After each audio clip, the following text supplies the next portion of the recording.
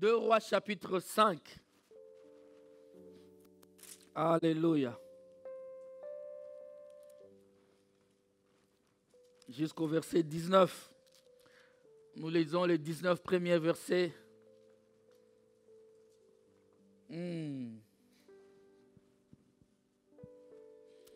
La Bible dit, Naaman, chef de l'armée du roi de Syrie, jouissait de la faveur de son maître et d'une grande considération. Car c'était par lui que l'Éternel avait délivré les Syriens. Mais cet homme fort et vaillant était lépreux. Tu lis avec moi? Amen. Or, les Syriens étaient sortis par troupes et ils avaient emmené captive une petite fille du pays d'Israël qui était au service de la femme de Naaman. Et elle dit à sa maîtresse, « Oh, si mon Seigneur était auprès du prophète qui est à Samarie, les prophètes les guériraient de ça. » Naaman alla dire à son maître, « La jeune fille du pays d'Israël a parlé de telle et telle manière. » Et le roi de Syrie dit, « Va, rends-toi à Samarie et j'enverrai une lettre au roi d'Israël. » Il partit, prenant avec lui 10 talents d'argent, 6000 cycles d'or et 10 vêtements de réchange.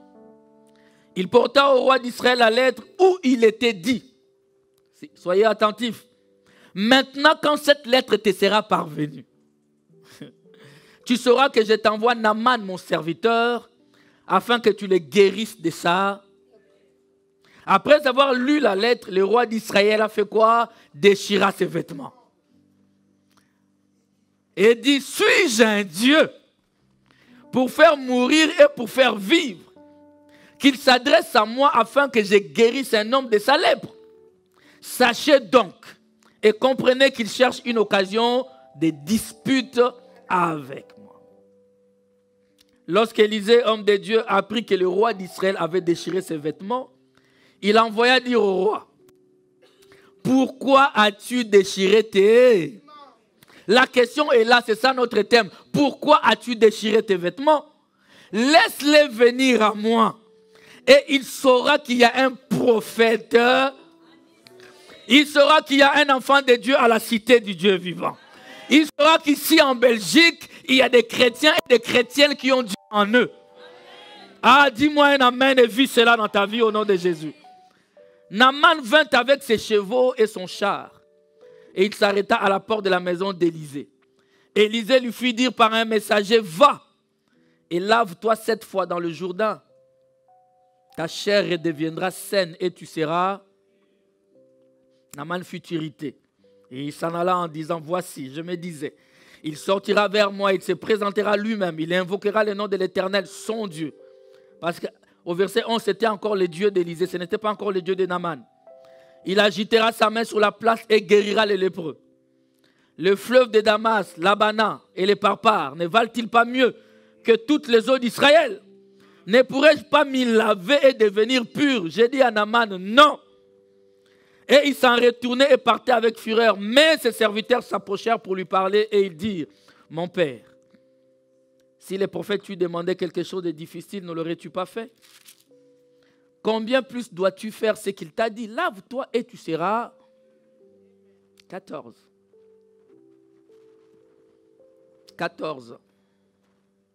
Il descendit alors et se plongea 7 fois dans le Jourdain, selon la parole de l'homme de Dieu.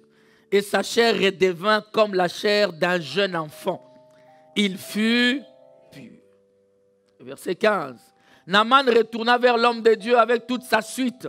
Lorsqu'il fut arrivé, il se présenta devant lui et dit, voici, je reconnais qu'il n'y a point de Dieu sur toute la terre. C'est-à-dire, de l'Orient en Occident, du nord au sud, je reconnais que sur toute la terre, il n'y a pas de Dieu semblable au Dieu d'Israël. Et maintenant, accepte, je t'ai pris un présent de la part de ton serviteur. Alléluia. Le verset 16, Élisée répondit, l'Éternel dont je suis le serviteur est vivant. Je n'accepterai pas. Naaman le pressant d'accepter, mais il refusa. Alors Naaman dit, puisque tu refuses, permets que l'on donne de la terre à ton serviteur, une charge de 2 000 car ton serviteur ne veut plus offrir d'autres dieux, à d'autres dieux, ni holocauste, ni sacrifice. Il n'en offrira qu'à l'Éternel. Voici toutefois ce que je prie l'Éternel de pardonner à ton serviteur. Quand mon maître entre dans la maison de Rimon pour s'y prosterner et qu'il s'appuie sur sa main, je me prosterne aussi dans la maison de Rimon. Veille l'Éternel pardonner à ton serviteur lorsque je me prosternerai dans la maison de Rimon. 19. Élisée lui dit, va en paix. Lorsque Naaman eut quitté Élisée et qu'il fut à une distance. Va en paix. Que quelqu'un dise Amen. Nous pouvons nous asseoir. Alléluia. Pourquoi as-tu déchiré tes vêtements? Nous avons introduit ce message les dimanches passés et les samedis, c'était la suite. Et les dimanches, aujourd'hui, je vais clôturer. Amen. Par la grâce de Dieu. Et de toute manière, on ne clôture jamais un message.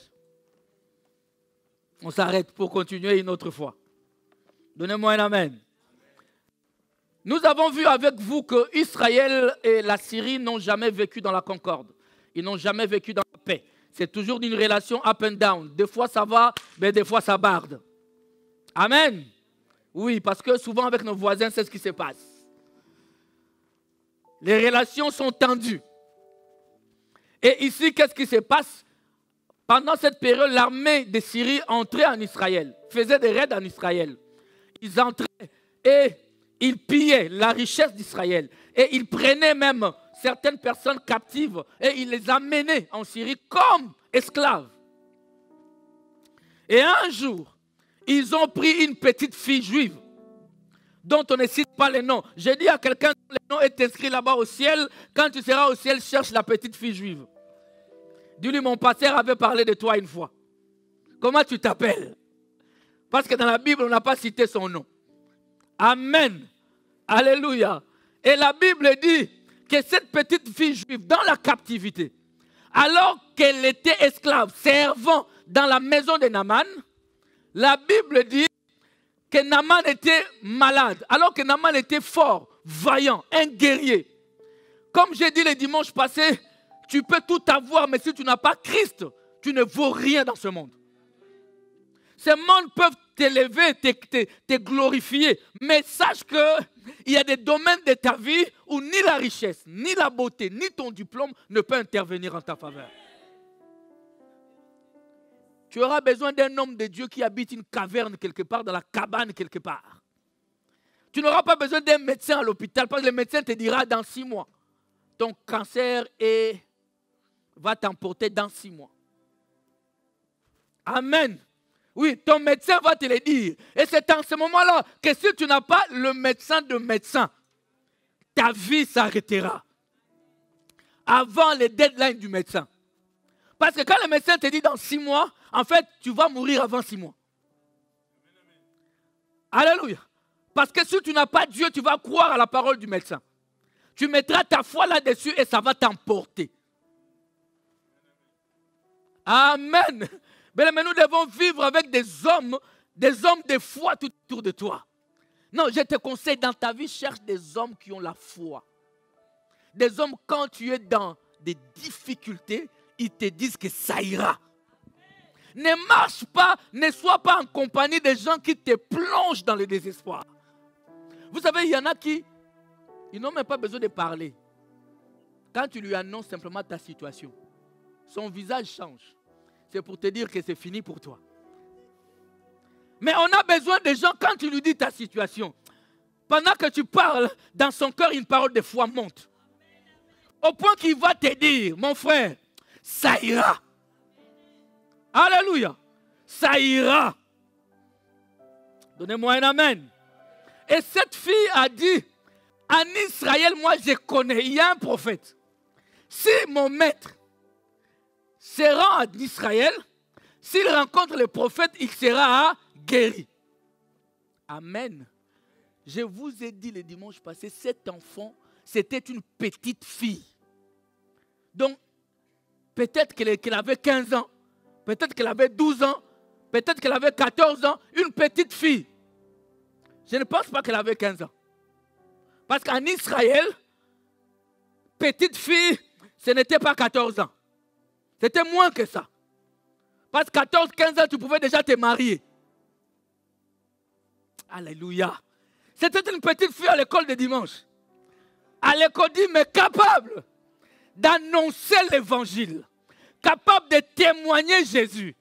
Alléluia, est-ce que je parle à des enfants de Dieu? Cette année, on a dit qu'on doit témoigner Jésus. Bien, mais tu es appelé à témoigner. Il y a des flyers qui sont faits là aujourd'hui. Tout le monde va partir avec. Pour témoigner, parler aux gens. Parler de Jésus. Annoncer que Jésus n'est pas mort pour rien. Donnez-moi un amen, frère.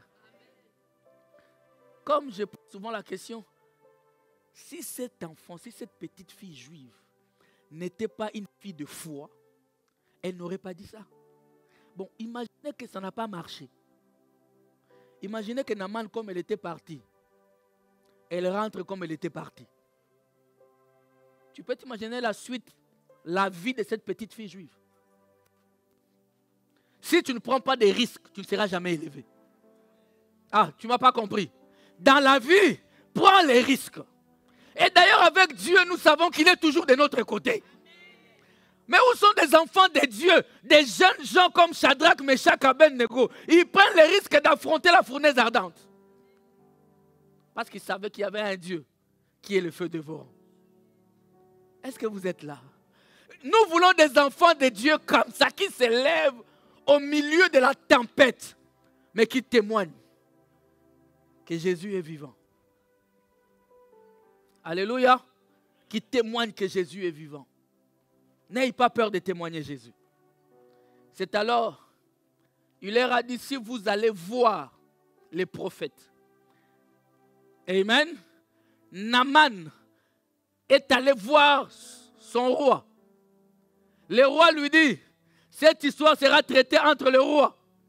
Il écrit une lettre au roi d'Israël. Vous êtes là? Il écrit une lettre au roi d'Israël. Et la Bible dit que quand Naaman est arrivé, Naaman n'est pas parti bredouille. Il a pris des dons, des offrandes pour pouvoir donner. Amen. Quand il arrive, lui et sa suite, ils remettent la lettre au roi d'Israël. Et dans la lettre, il est écrit, si vous lisez cette lettre, comprenez que je vous envoie Naaman, mon guerrier, pour que vous puissiez les guérir de sa lèpre. Amen. Alléluia. Et c'est là que la situation se complique. C'est là que la situation se complique. La jeune fille a bien dit, s'il voit les prophètes, mais Naaman va voir le roi. Alléluia. Donnez-moi un amen, frère. Naaman est allé voir le roi. Ah, je me sens bien. Je vais faire en sorte que tu sortes d'ici, que tu comprennes pourquoi tu ne dois pas déchirer tes vêtements. Et pourquoi tu dois déchirer tes vêtements. Amen. Pourquoi dois-tu déchirer tes vêtements? Et que tu dois comprendre que certains vêtements, on ne les déchire pas. Amen. Je vous ai dit qu'il y avait 4 personnes clés dans l'histoire ici. C'est là qu'on avait terminé. Il y avait la petite fille juive, dont je viens de parler. Mais pourquoi la petite fille juive n'avait pas la capacité de donner la guérison à un lépreux? Amen. Pourquoi la petite fille juive, lui, elle plutôt, n'avait pas la capacité de guérir? Alléluia. Parce qu'en fait, tout était question de vêtements. Tout était question de vêtements.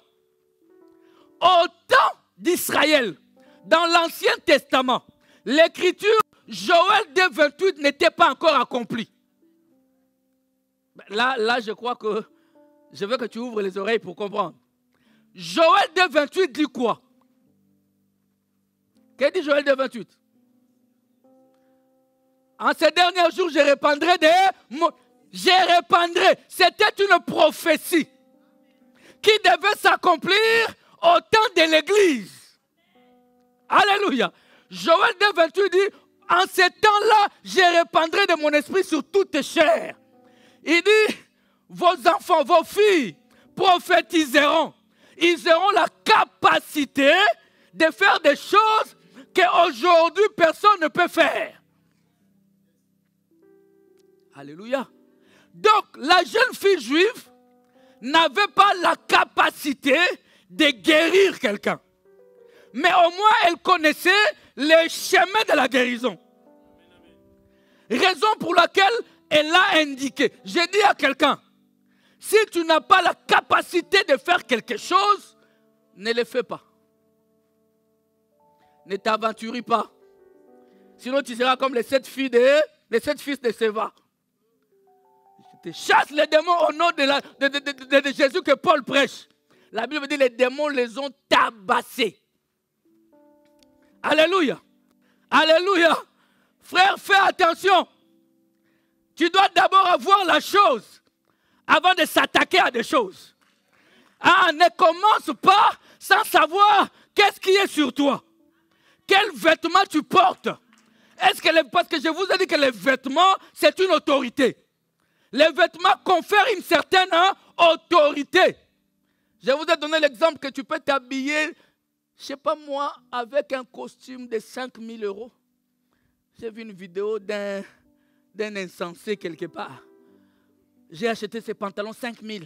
J'ai acheté ceci, le veston, je ne sais pas combien, c'était 20 000. J'ai dit 20 000 pour un veston. Les habits de marque sont faits pour les pauvres, pour que le pauvre croie qu'il est riche.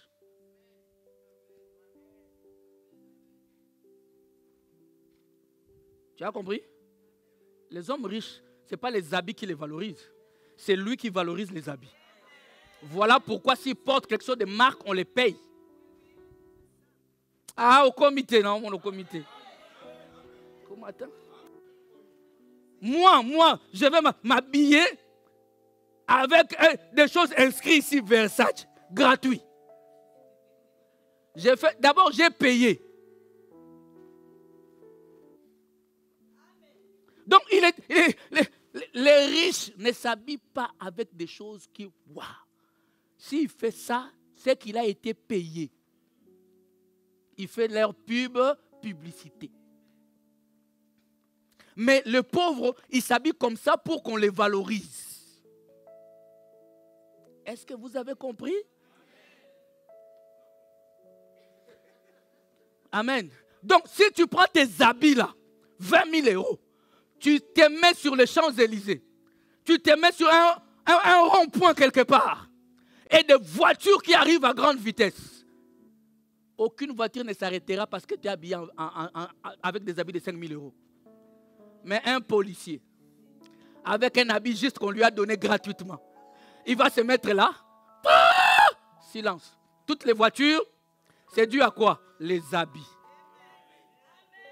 Les vêtements te confèrent une autorité. Et la petite fille juive n'avait pas les vêtements appropriés pour apporter la guérison. Alléluia.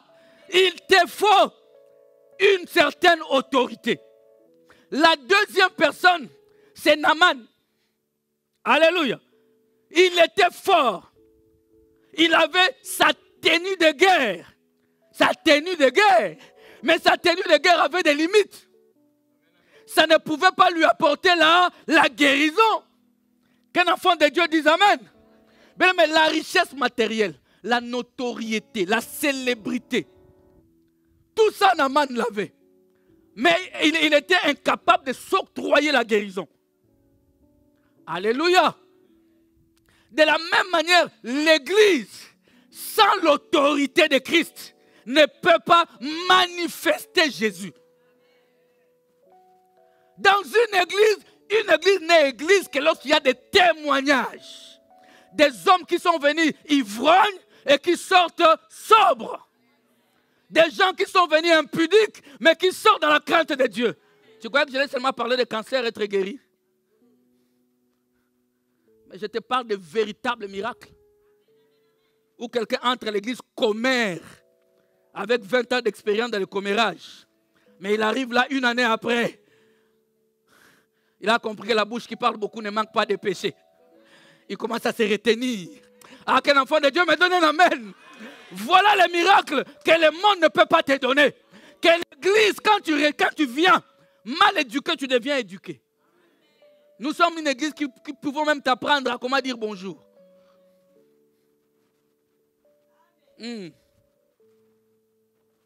Tu viens avec ton orgueil. Vous savez la chose, je ne sais pas pourquoi, la chose la plus ridicule, c'est de voir un pauvre orgueilleux. Parce qu'un pauvre n'a pas d'argument, n'a pas de tentation pour être orgueilleux. Qu'est-ce que tu as pour être orgueilleux? Rien. Mais un riche, il a des Rolls Royce, il a des villas, c'est normal, donc ça peut titiller. Mais toi, tu as encore des occasions de 2019. Mais avec ça, tu es orgueilleux. Comment veux-tu alors que Dieu te fasse, te donne plus? Regarde quelqu'un, dis-lui, laisse ça. Laisse ça. Laisse ça. Naaman avec tout ce qu'il avait, mais la guérison n'était pas là. Est-ce que vous êtes avec moi? Parce que l'histoire de Naaman est l'image de l'église. Jésus lui-même en parle. Dans Luc chapitre 4 à partir du verset 16. Alléluia. Luc chapitre 4, je ne vais pas tout lire ici. Je vais juste paraphraser. Jésus, après la tentation de 40 jours et 40 nuits sans manger ni boire, amen. La Bible dit qu'il a été tenté. Et lorsqu'il sort de là, il va au temple.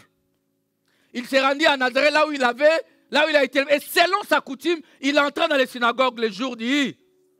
Toi, le jour de dimanche, le jour de culte, tu es où?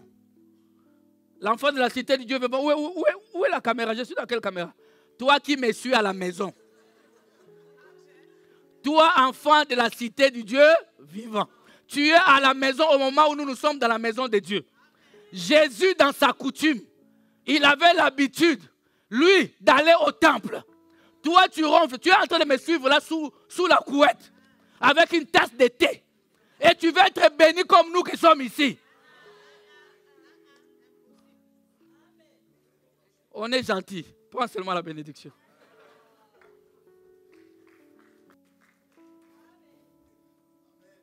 Alléluia. Jésus le roi, il allait à l'église. Dieu dans la chair. Alors toi, tu as quel esprit en toi? Parce que si l'esprit de Dieu est en toi, tu vas agir comme Jésus. Et lorsqu'il entre dans les temples, il prend le rouleau, il l'ouvre. Amen. Là où il est écrit, l'Esprit du Seigneur, car il m'a oint. Alléluia. Pour annoncer la bonne nouvelle, pour délivrer les captifs, déclarer une année de grâce. Il a dit ça lorsqu'il est en train de parler, les gens étaient en train d'écouter. Pendant qu'il écoutait, il arrive là, il arrête. Il ferme le rouleau. La Bible dit, les gens dans la foule étaient en train d'attendre qu'est-ce qu'il va parler. C'est comme quand je lis la Bible, n'est-ce pas? J'ai dit Amen à soyons. Qu'est-ce que vous attendez? Que je parle. Ils attendaient, Jésus se lève, il dit, aujourd'hui, cette portion de l'écriture s'est accomplie. Il est en train de leur dire ce qu'Ésaïe avait dit, qu'un Dieu viendra. L'éternel Dieu viendra, je suis là. Cette parole s'est accomplie. Alléluia. Et il est en train de leur dire, il a dit, mais je sais que vous ne me croirez pas. Allez lire Ésaïe, Luc chapitre 4 là. Il a dit, je sais que vous n'allez pas me croire. Suivez bien. Amen. Il a dit, au temps d'Élie. Il a commencé, il a dit, au temps d'Élie, il y avait plusieurs veuves ici en Israël. Élie n'est pas parti vers elle. Il est parti vers la veuve de Sarepta, une païenne. La veuve de Sarepta était l'image de l'église. Amen. Il a dit, au temps d'Élisée, vous avez fait la même chose. vous n'avez pas vraiment cru à Élisée. Il y avait plusieurs lépreux ici en Israël. Mais Élisée a guéri qui? Naaman, les Syriens. Il est en train de citer cette histoire. Amen. Et puis, quand il descend, alors là, il a blessé le peuple. Il leur dit, de la même manière, moi aussi, vous ne me croirez pas. Et moi aussi, j'irai vers un peuple inconnu. Raison pour laquelle il a parlé à Israël, Israël ne l'a pas reçu. Mais la Bible dit, à tous ceux qui l'ont, c'est toi et moi le païen. À tous ceux qui l'ont reçu, il a donné le pouvoir de devenir enfants de Dieu. Nous sommes de la race de Naaman. Toi et moi, nous sommes des Naaman aujourd'hui. Remplis de la lèpre, c'est-à-dire les péchés. Il fallait qu'on rencontre un homme pour pouvoir nous changer. Alléluia. Pouvoir nous laver avec son sang. Et pour devenir pur. Donnez-moi un amen. Donc tu n'as même pas besoin de te glorifier pour ça. Car c'est Jésus qui s'est donné en rançon pour toi.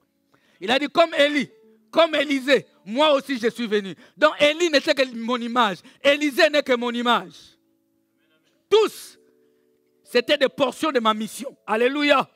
Est-ce que tu es là? De la même manière. De la même manière. Maintenant, regarde, quand Élisée, plutôt Naaman, arrive chez le roi. Il arrive chez le roi lit la lettre. Le roi déchire les vêtements. Alléluia. Alléluia. Parce que le roi savait qu'avec ses habits à lui, il ne peut pas guérir Naaman le Syrien. Ses habits, c'est pour la royauté. Ce n'est pas sacerdotal. Je commence à entrer bien. Vous me suivez, n'est-ce pas? Vous me suivez, n'est-ce pas? Il a compris que non, moi, mon costume que j'ai, mes habits royaux, bien que ça brille, bien que je suis roi sur le trône, mais je ne peux pas guérir quelqu'un de sa lèpre. Bien aimé, il a déchiré ses vêtements. L'erreur du roi, c'est de déchirer ses vêtements sans avoir des vêtements de remplacement. La sagesse de la petite fille juive qui avait peut-être 12 ans, 11 ans, c'était de ne rien déchirer, de montrer le chemin. Une petite fille plus sage qu'un roi. Le roi était là, dans sa colère. Il ne maîtrise pas les émotions. Beaucoup d'entre nous ici, on est comme ça. Dès que tu entends qu'on avait parlé de toi, tu deviens, tu transformes de l'agneau au serpent. Alors qu'il n'y a pas de rapport. Alléluia. Ah. Dès qu'il y a un problème, dès que ton mari te parle un peu avec autorité, qu'est-ce qu'il croit? Qu'est-ce qu'il croit? Tu crois rien, tu es rentré dans le mariage, pourquoi? On t'a dit que dans le mariage, il y a égalité. Je parle à une sœur aujourd'hui. Mes sœurs, on peut dire parle. Voilà, tu m'as donné l'autorisation, c'est toi-même. Donnez-moi un amen bien. Ah, vous êtes tombé dans votre propre piège. Amen. Il n'y a pas égalité dans le mariage.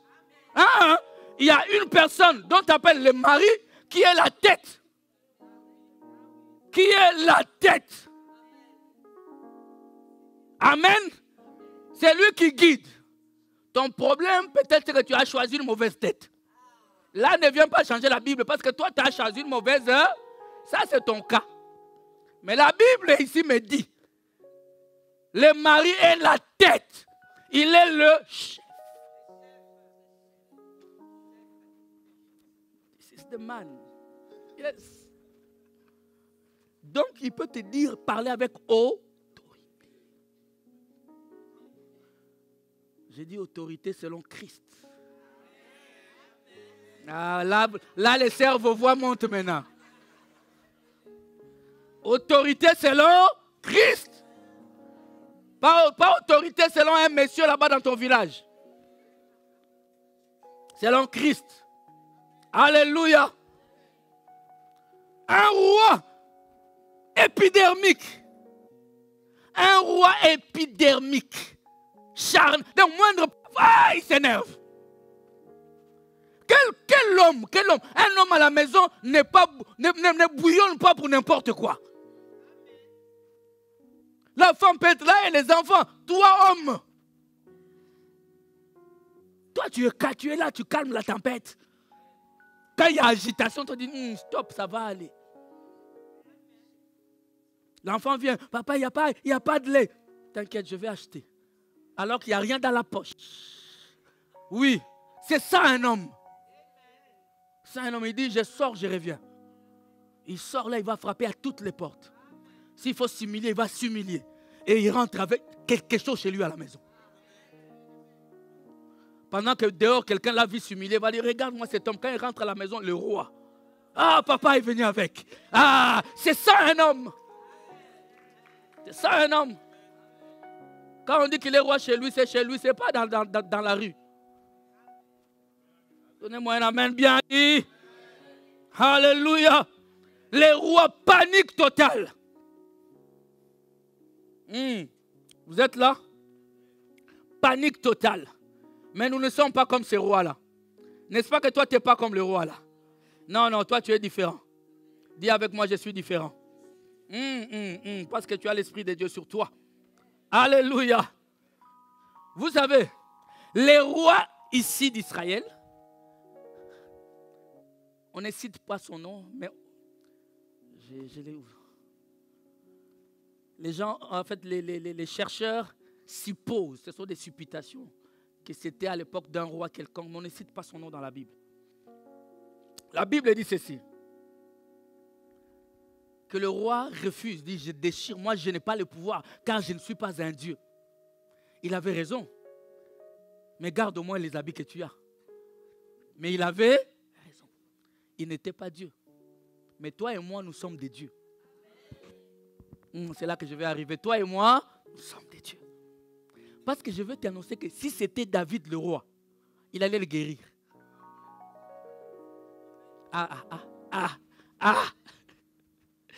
Parce que David, c'est le seul roi d'Israël qui avait la triple onction. Le roi ici n'avait que l'onction royale. Il ne pouvait même pas entrer dans les temples faire n'importe quoi. Il n'avait que l'onction, il n'avait pas l'onction sacerdotale.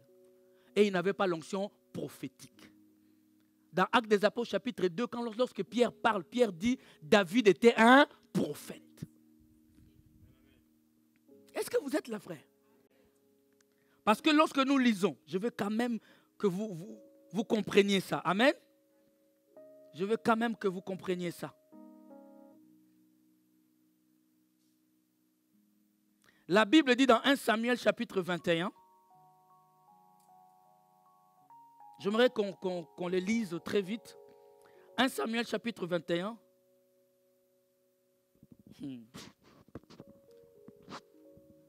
Amen. À partir du verset 1er. David s'est rendu à Nob, vers le sacrificateur Achimélec, qui a couru effrayé au devant de lui et lui dit, pourquoi es-tu seul et n'y a-t-il personne avec toi? Ça c'est David. Continuons. David répondit au sacrificateur Achimélec, le roi m'a donné un ordre et m'a dit que personne ne sache rien de l'affaire pour laquelle je t'envoie et de l'ordre que je t'ai donné.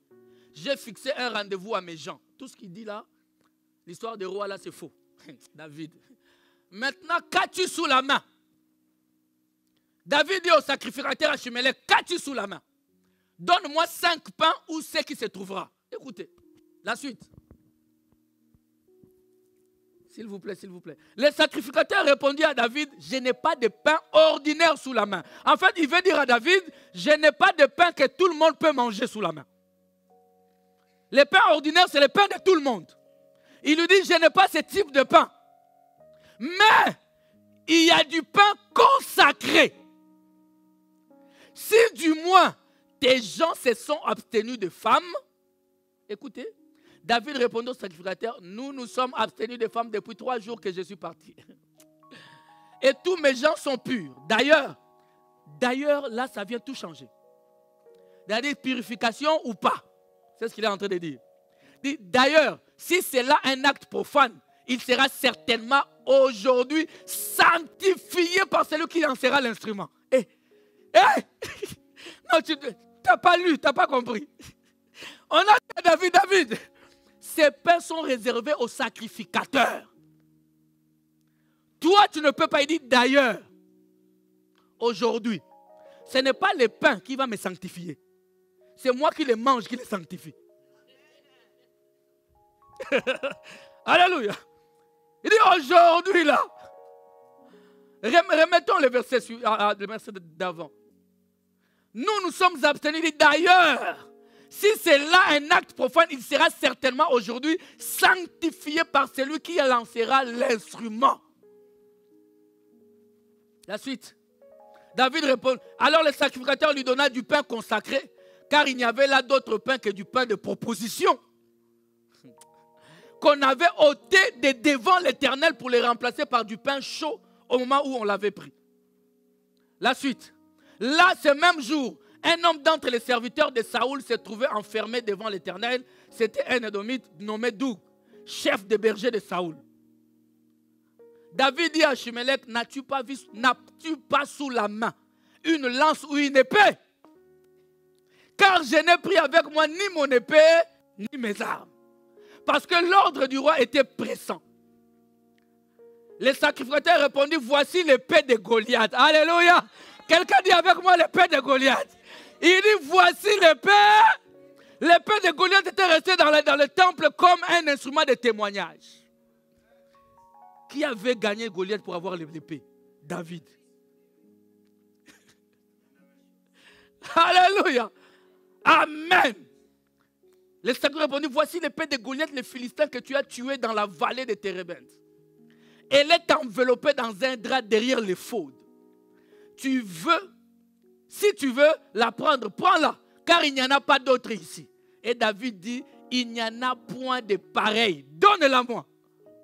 Le verset 10, David se leva et s'enfuit le même jour, loin de Saoul. Il arriva chez Achkis, roi de Gath. Je veux que tu comprennes, frère. Dans la vie, n'oublie pas les exploits du passé. N'oublie pas une guérison passée. N'oublie pas une victoire passée. Dans la vie, n'oublie pas ton passé. J'ai dit à quelqu'un, n'oublie pas ton passé. Moi, je n'oublie jamais d'où je viens. Cela me permet d'être bien dans mes bottes. Je ne peux pas oublier d'où je viens. N'oublie pas, quand tu dormais affamé, non pas parce que tu jeûnes, mais parce que tu n'as rien. J'ai posé la question hier à la veillée. J'ai posé la question, avec quoi Moïse a séparé la mer Rouge? Parce qu'il avait un témoignage avec le bâton. Les gens voyaient un bâton, Moïse voyait un serpent d'airain. Alléluia. Mais n'oublie pas les témoignages du passé. Les témoignages sont une force. Les témoignages pour un chrétien. C'est pourquoi les enfants d'Israël, dans leur prière, ils disaient toujours les dieux d'Abraham. Ce n'était pas les noms en l'air. Quand ils disaient les dieux d'Abraham, papa, c'était pour dire Abraham, sors de ton pays, je te bénirai. Ils voyaient tous les miracles de Dieu avec Abraham. Ils voyaient comment est-ce que Dieu a fait avec Abraham. Alors quand ils disaient à Dieu, les dieux d'Abraham, Dieu disait, ah, ils se souviennent, je peux encore faire. Les dieux d'Isaac, les dieux de Jacob, ils se souvenaient. N'oublie pas, les dieux qui m'ont sorti de la brousse, qui m'a pris de la poussière, qui m'a pris derrière les brebis, afin de me faire asseoir avec les grands, je ne l'oublierai pas. Donnez-moi un amen bien, frère. Je ne l'oublierai pas. David, alléluia. Si c'était David à la place du roi, il allait lui dire, toi, viens ici. Je suis prophète. Parce qu'en moi, il y a la triple onction. Et cela ne pouvait qu'être David pour avoir la triple onction. Parce qu'il est le père de Jésus. Raison pour laquelle il était l'image de Jésus-Christ lui-même. Donnez-moi un amen, frère. Est-ce que quelqu'un est là? Alléluia. Notre Dieu et notre roi. Et ce que vous devez savoir maintenant, la quatrième personne, quand on quitte le roi, qu'est-ce qui se passe? Naaman se pointe maintenant chez le prophète. Naaman arrive chez le prophète Élisée, à la bonne adresse. C'est trompé, ce n'est pas grave, mais change de direction. Quand tu sais que tu as commis une erreur, change de direction. La Bible dit, alléluia, quand ils arrivent, aïe, aïe, aïe. Le prophète Élisée sort, même pas. Amen. Le prophète Élisée était à l'intérieur. Écoutez, frères et sœurs, il n'est même pas sorti. Il envoie quelqu'un. Amen. Il envoie quelqu'un et dit, hé, va dire à ces guerriers, à cet homme fort et vaillant, je ne veux même pas le voir. Qu'il aille seulement se jeter dans le fleuve Jourdain. Qu'il se jette là-bas, pas une fois, mais 7 fois. C'est alors qu'il sera pur. C'est alors qu'il sera... Et moi, j'ai dit la première réaction de Naaman, bien aimé, la réaction de Naaman n'est pas à condamner. Naaman n'était pas n'importe qui. Et il était accompagné de ses subalternes. Lui, il venait là comme un homme fort. Oubliant qu'il a en face de lui un homme plus fort. Et le plus fort lui dit, je ne te rencontre même pas. Va te laver et tu seras pur. Alléluia. Et le roi s'est dit, quoi? Moi, je croyais, si vous lisez, allez lire. Moi, je croyais qu'il allait sortir. Qu'il allait prendre, je ne sais pas quoi, agiter. Qu'il allait faire des incantations. Qu'il allait me parler, faire des démonstrations. Qu'il allait me dire, Rokashakebada, je vois la couleur de ton sous-vêtement. Dieu m'a dit, ta maman s'appelle un tel, ton papa. Non, non, non, va te laver. Amen. Il s'attendait à un spectacle. Il s'attendait à un... Mais Élisée n'est même pas sorti. Imagine-moi ici, un général de l'armée belge. Ah, je vais sortir, hein. Ah, je vais sortir. Ah, papa Gisela, je vais sortir. Je vais aller le voir. Parce que la pression qui est là, il faut être Élisée. Élisée dit, je ne sors pas, dis-lui qu'il rentre. Même s'il ne revient pas. En plus, nous, comme on cherche à acheter là, et je vais sortir. Et fire! Et puis l'enveloppe vient. Donnez-moi la main, frère.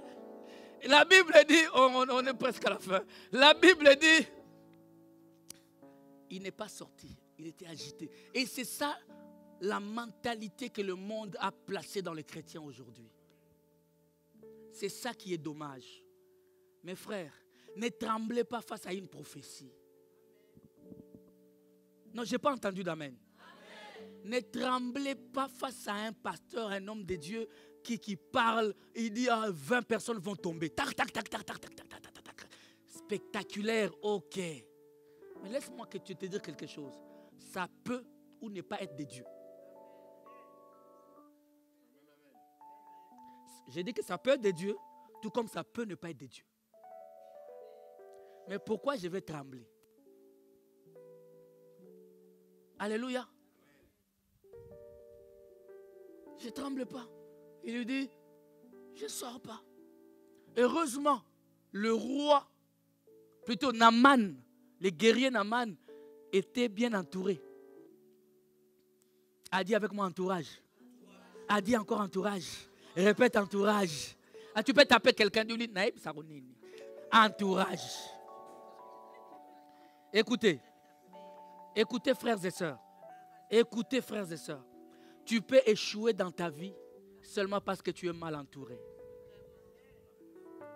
Naaman, s'il était entouré de gens comme lui, moi je suis sûr et certain que cet homme était un homme de bon. Même la femme, même Abigail, la femme de Nabal, n'a même pas osé aller parler à Nabal. Parce que Nabal était un fou. C'était un mauvais. Même tous les serviteurs de Nabal sont allés voir Abigail et disent, toi-même tu connais ton mari, on ne sait même pas aller lui parler. Mais un roi, plutôt un homme fort, vaillant et guerrier, avec plusieurs victoires, comme Naaman. ceux qui l'accompagnaient sont parvenus à aller lui dire, Père, si on t'avait demandé quelque chose de compliqué, c'est-à-dire que c'était un responsable qui écoutait les autres. Moi, je dis toujours à tout le monde ici à l'église, je suis là, moi je suis accessible, n'est-ce pas? En tout cas, si tu veux que le pasteur Mathieu n'est pas accessible, c'est que c'est compliqué. Je vais vraiment aller prier. Je suis très accessible. Et j'ai toujours dit, s'il y a quelque chose, parle. Mais cela ne veut pas dire que je vais l'accepter. C'est ça le problème. Tu me proposes quelque chose, je peux ou ne pas, mais la porte est ouverte. C'est ça un responsable. C'est ça un chef dans une famille. Quelqu'un de très accessible. Les enfants n'ont pas peur de venir te donner l'information, papa. Les enfants n'ont pas peur, et papa est là, papa. Non, les enfants doivent dire, papa est là, et papa est là. Et non, papa est là, et il fouille. Là, ça ne va pas. Là, ça ne va pas. Les enfants, c'est papa est là, papa est là. Papa est là. Parce que quand papa est là, on se sent bien. Naaman devait être un bon responsable. Ils ont commencé à lui dire, Père, Seigneur, fais seulement ce qu'il t'a dit. Ne demande pas beaucoup. Donnez-moi un amen. C'est alors qu'en ce moment, tu vas comprendre. Pour plonger dans l'eau, Naaman n'a pas plongé avec ses habits de guerrier. Lui aussi, il a dû enlever ses vêtements. Alléluia. Lui aussi, il a dû enlever. Il y a des vêtements d'orgueil sur nous qui nous empêchent de voir la gloire de Dieu. Il y a des filles tellement orgueilleuses, tu passes à côté de ton mariage. À cause de ton orgueil. Il y a des hommes tellement orgueilleux qui passent à côté des opportunités. Parce que l'homme, tu es orgueilleux. Orgueilleux. Les portes s'ouvrent. Même ton frère à côté là, il a une affaire. Il dit, lui, il va aller gâter mon histoire là-bas. C'est un orgueilleux. J'ai pris que tu enlèves tes vêtements aujourd'hui. J'ai dit qu'il y a des vêtements à enlever, il y a des vêtements à déchirer. J'espère que ça rentre, mon frère, ma soeur. Il y a des vêtements à enlever. Il y a d'autres à déchirer. Donnez-moi un amen, eh bien. Alléluia. Et la Bible, c'est que tu dois savoir, je veux que tu comprennes. Comment maintenant Élisée n'a pas dit autre chose? Élisée savait qu'est-ce que lui avait comme vêtement. Est-ce que tu peux me donner un amen? Élisée savait qu'est-ce qu'il avait comme vêtement. Alléluia. Vous allez lire ça. Non, je veux quand même... Vous me donnez quelques minutes. Hein? S'il vous plaît, donnez-moi quelques minutes. Est-ce que vous voulez dire gentiment quelques minutes? 2 Rois chapitre 2. Papa Marc, envoyez-moi 2 Rois chapitre 2.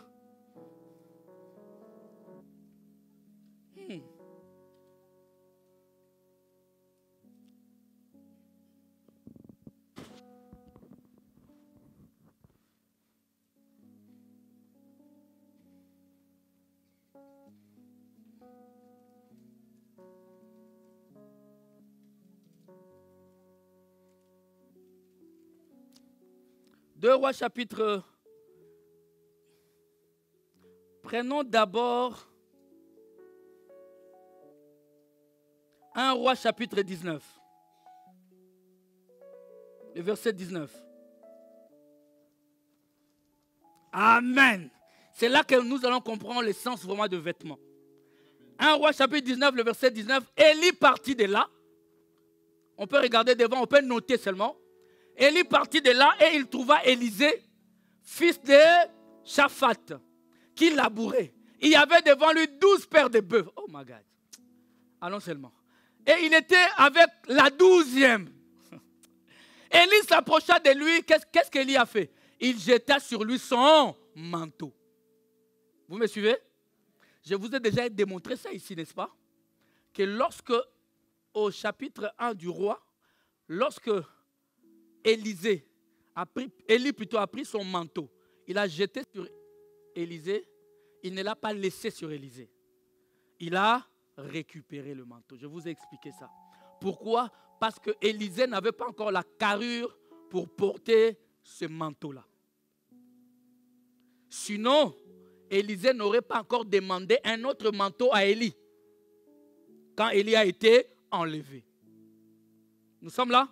Je l'avais déjà expliqué. Donc allons maintenant dans 2 Rois chapitre 2, le verset 8.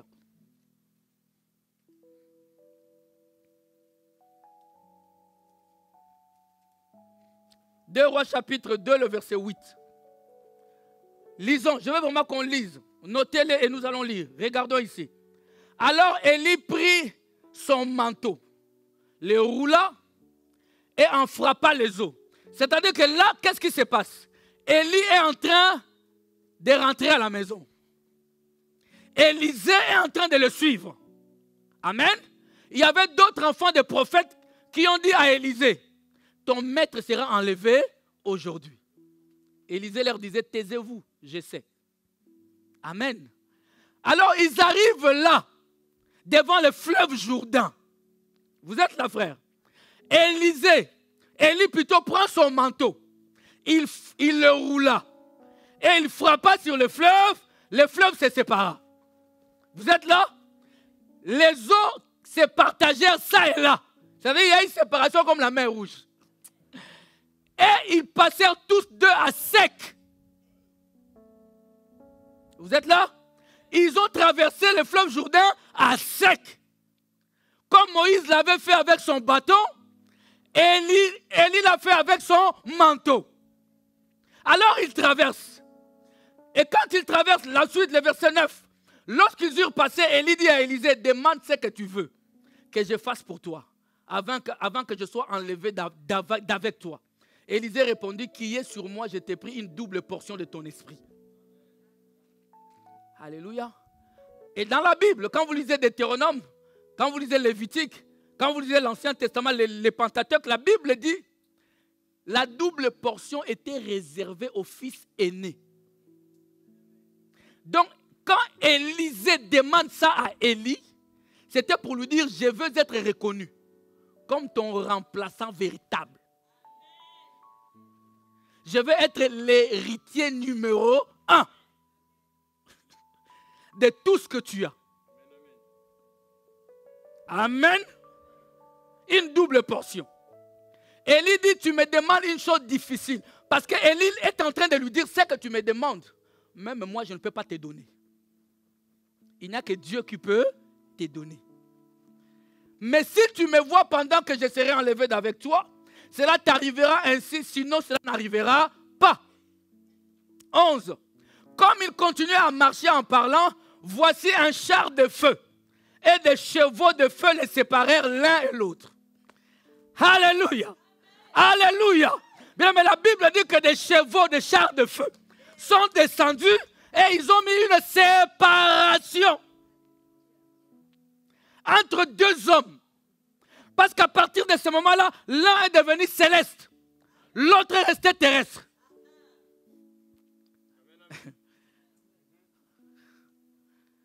Comme il continuait à marcher en parlant. La suite. Élisée regardait et criait, mon père, char d'Israël et sa cavalerie. Et il ne les vit plus. Il ne les vit plus. Écoutez, quand on dit mon père, char d'Israël et sa cavalerie, c'est-à-dire quoi? Et Élie en lui-même, une seule personne, représentait la couverture de tout Israël. Donc Élie était celui qui combattait contre toutes les attaques extérieures qui venaient s'abattre sur Israël. À lui seul, il représentait des chars de feu. À lui seul, il représentait une cavalerie. Alléluia. À lui seul, il était une armée. Je te dis, mon frère, ma soeur, il y a des gens qui sont autour de toi qu'il ne faut pas blaguer avec eux. S'ils sont partis, tu deviens accessible à tous les esprits.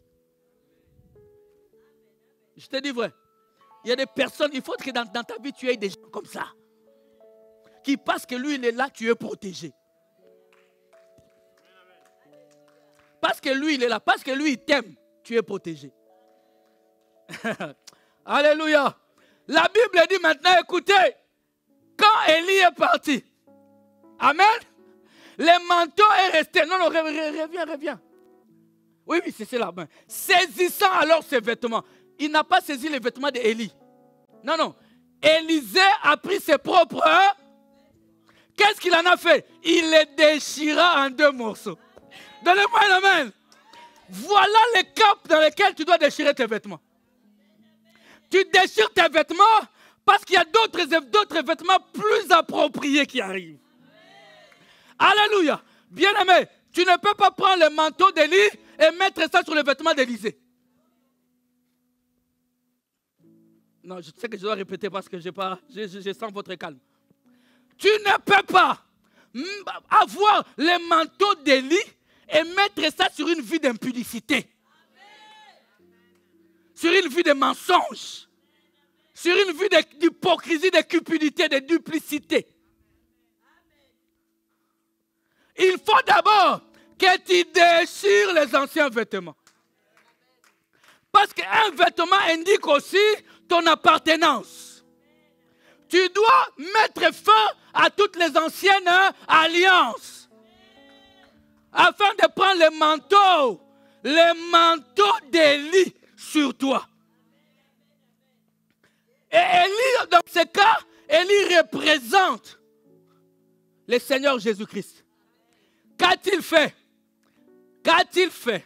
Il a dit aux disciples, je m'en vais au Père et je vous enverrai mon esprit. Est-ce que vous êtes là ou pas?